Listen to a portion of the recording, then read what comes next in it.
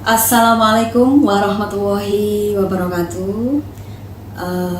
Sahabat Bawaslu, para siswa Sekolah Kader Pengawasan Partisipatif di seluruh Indonesia dimanapun Anda berada. Kali ini kita akan bersama-sama mempelajari dan membahas tentang materi kerawanan pemilu dan pilkada. Mengapa materi ini penting untuk kita pelajari? Harapannya nanti setelah kita sama-sama belajar terkait dengan tema ini, sahabat sekalian akan bisa berpartisipasi secara aktif dalam proses pelaksanaan pemilu dan pilkada. Berpartisipasi karena kesadaran, bukan berpartisipasi karena mobilisasi gitu. Nah, oleh karena itu penting untuk mengetahui hal-hal apa saja yang terkait dengan kerawanan yang ada di dalam pemilu dan pilkada. Agar lebih efektif dan lebih fokus ya pembelajaran kita pada sesi materi kali ini, nanti akan ada beberapa fokus poin materi yang kita bahas dan kita bincangkan di sini, yakni tentang pengantar, pengertian tentang kerawanan pemilu dan pilkada itu sendiri, terus kemudian poin-poin tentang indikator dan hal-hal rawan apa saja yang terjadi selama penyelenggaraan pemilu dan pilkada.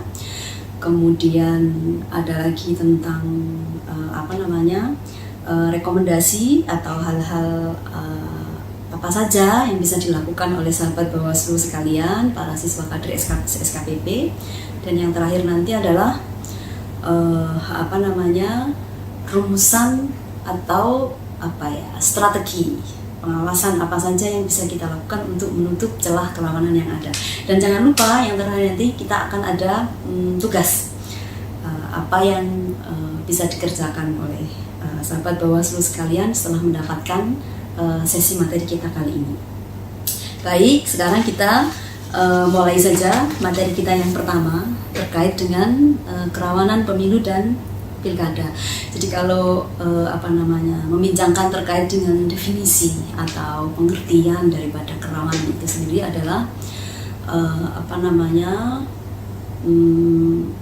kita membincang tentang segala sesuatu yang dia ini bersifat dapat mengganggu atau menghambat kesuksesan penyelenggaraan sebuah pemilu dan pilkada begitu. Nah, dalam hal ini hal-hal yang bisa berpotensi mengganggu dan menghambat penyelenggaraan pilkada ini kita bisa bedakan menjadi dua hal, yakni yang bersifat tahapan dan dia ini non tahapan ya. Kalau yang bersifat tahapan nanti kita kembali saja kepada tugas dan wewenang di Bawaslu yang diatur dalam ketentuan Undang-Undang Pemilu dan Pilkada itu, yakni tahapan itu bisa dimulai dari tahapan penyusunan penganggaran sampai kemudian diakhiri dengan penetapan hasil pemilu, atau kalau dalam pilkada ya penetapan pasangan calon terpilih begitu ya. Nah, untuk yang kedua nanti, selain kerawanan dari sisi tahapan, ada lagi kerawanan dari sisi non-tahapan. Karena materi yang untuk kerawanan dari sisi tahapan ini sangat panjang, tidak kurang dari 10 ya. Bahkan kalau di pilkada itu ada 11 atau 12 tahapan gitu. Nah, kita akan mendahulukan kerawanan pemilu dan pilkada dari sisi non-tahapan. Dari sisi non-tahapan, kita ini sebenarnya ada problem soal politisasi birokrasi. Kalau non-tahapan ini politisasi birokrasi satu, kemudian yang kedua itu ada juga kampanye yang terselubung. Jadi dia ini belum memasuki tahapan kampanye, tetapi oleh peserta pemilu ini menggunakan segala macam cara dengan memanfaatkan iklan, sarana sosialisasi dan sebagainya, tapi dia ini kampanye terselubung itu. Kemudian ada lagi adalah penyalahgunaan anggaran bantuan sosial kepada konstituen dan seterusnya. Ini tiga isu ini non tahapan, tetapi mengandung sisi-sisi kerawanan yang juga harus kita waspadai. Yang pertama terkait dengan politisasi birokrasi. Sahabat Bawaslu sekalian, politisasi birokrasi ini akar pangkalnya, pokoknya biasanya disebabkan rata-rata karena dipicu adanya kalau di pilkada ini adalah adanya petahana yang masih maju semua di pilkada. Jadi petahana ini masih punya potensi untuk maju kembali. Contoh kasus di Jawa Tengah misalnya. Untuk 21 kabupaten kota yang berpilkada di Jawa Tengah 2020 ini, katakanlah begitu, itu hampir 100% itu petahana ini berpotensi maju semua. Jadi entah mereka ini memang benar-benar akan maju kembali atau tidak, tetapi faktanya secara potensi mereka ini maju kembali. Nah, kerawanan dari sisi ini tentu yang muncul adalah politisasi birokrasi. Bentuknya bisa macam-macam, mulai dari penyalahgunaan jabatan, anggaran, wewenang, dan fasilitas negara. Ini yang paling berbahaya ini justru adanya aktivitas dukung-mendukung oleh aparat sipil negara yang dimobilisasi karena petahananya maju kembali. Nah, ini yang kedua, iklan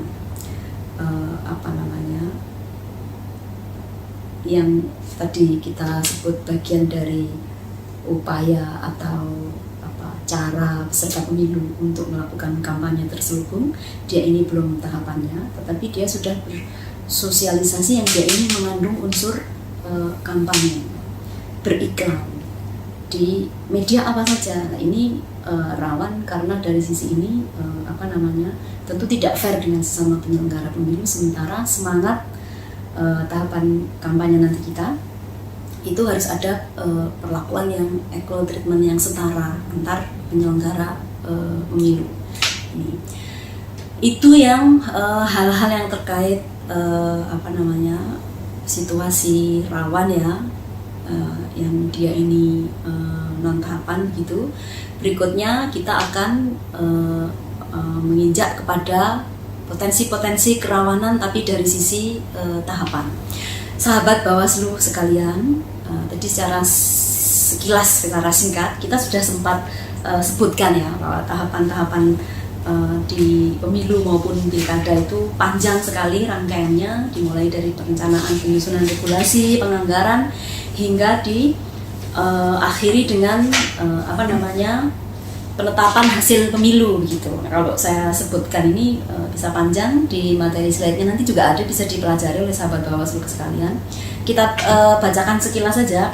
Ada pemutakhiran data pemilih dan penyusunan daftar pemilih, kemudian pendaftaran dan verifikasi peserta pemilu atau ini kita sebut sebagai pencalonan gitu ya, pendaftaran, verifikasi, kemudian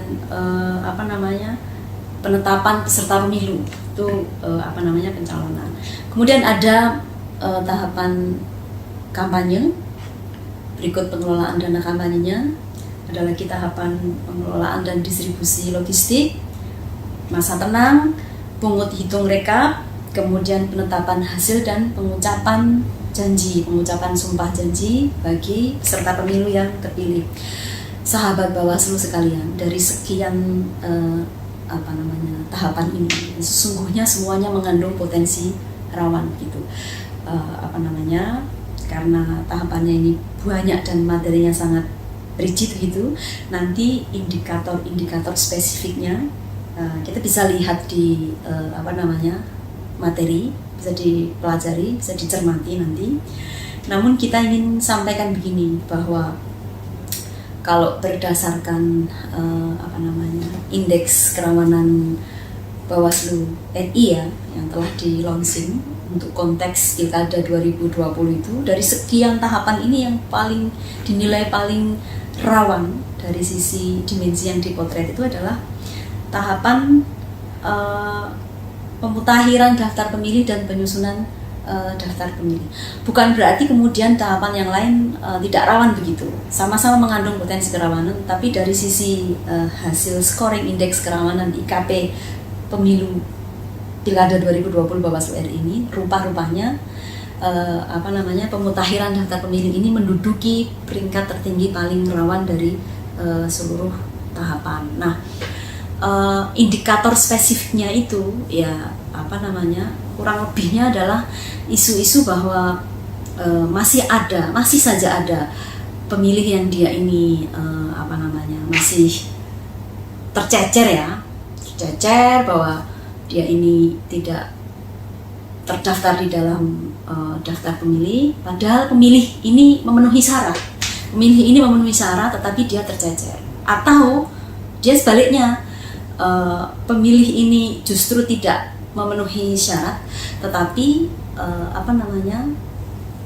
dia justru masih tercantum di dalam daftar pemilih ini. Nah, ini rawan gitu dari sisi penyelenggaraan dan pelaksanaan pilkada. Nah, contoh seperti ini apa yang bisa dilakukan? Berarti kita semua harus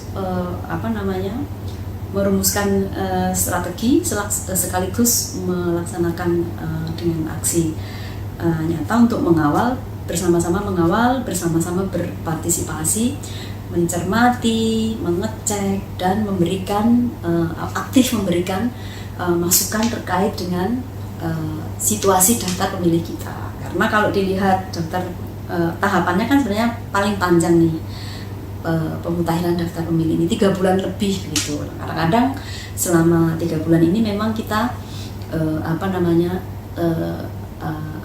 cuek-cuek saja begitu ya, kurang peduli, apatis dan seterusnya.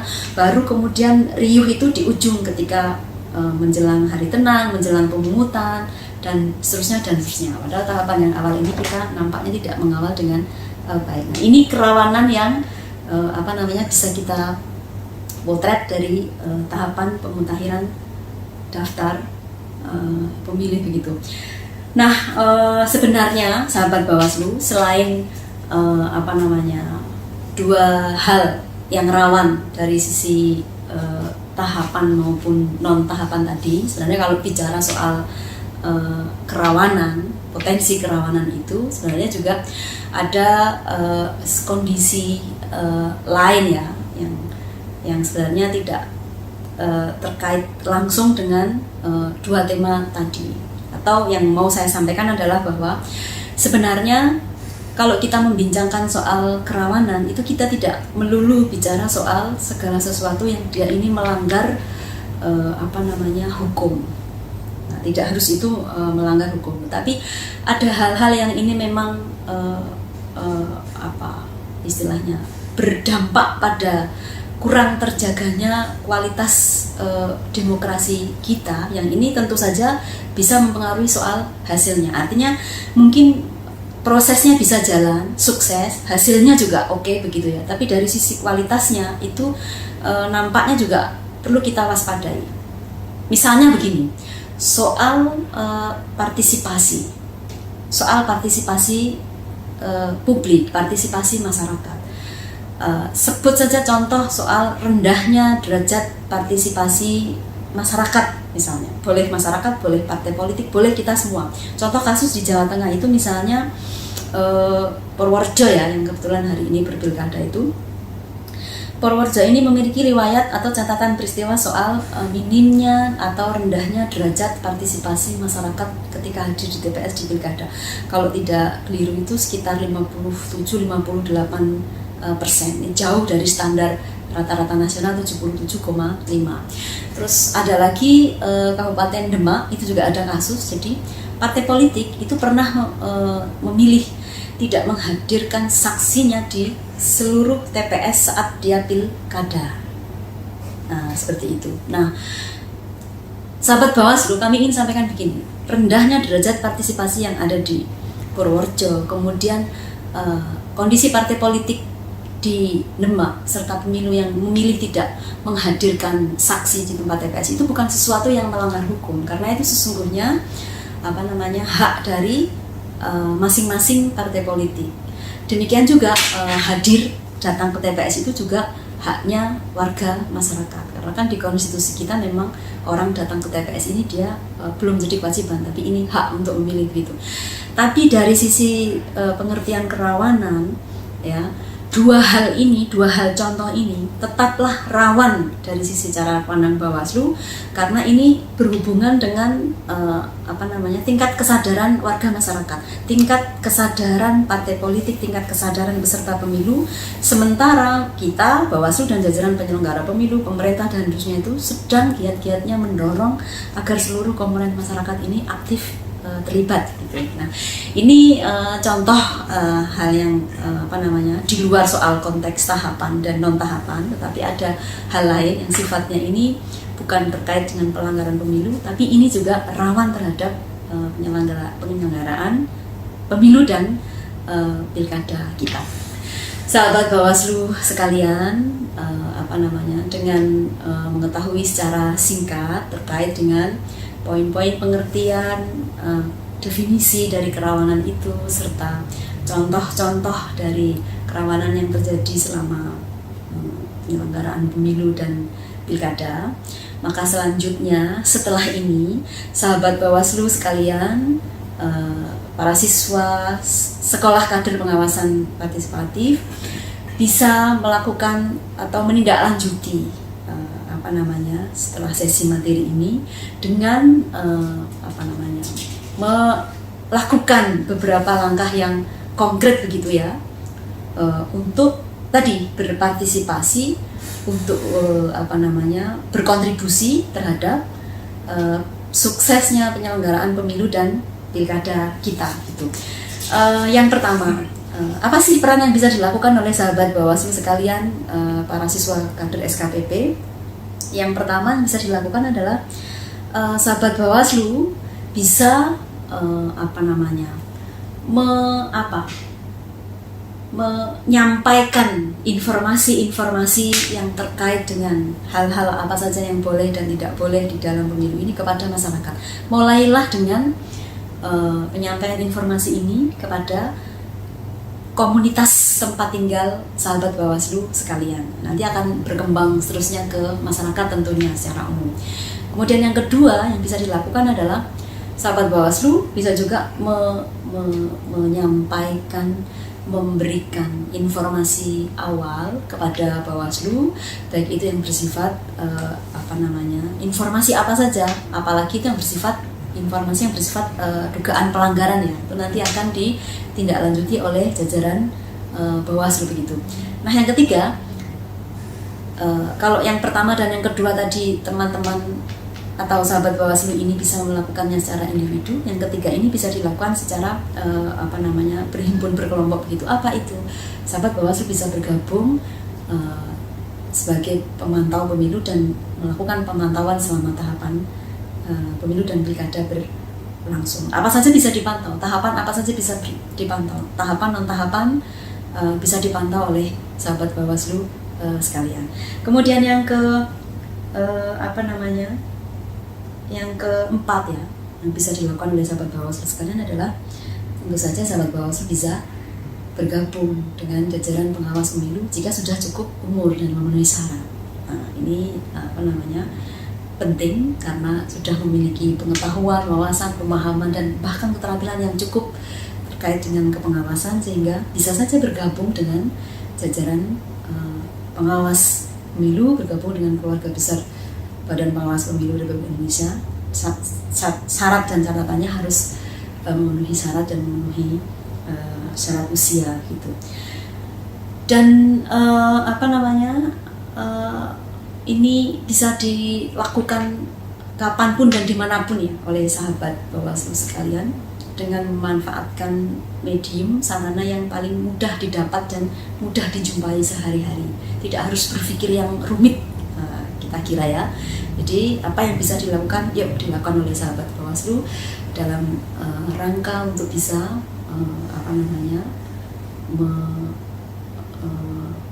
mensukseskan pilkada kita ini bisa berjalan dengan baik. Nah, sahabat Bawaslu sekalian, dengan cukup memahami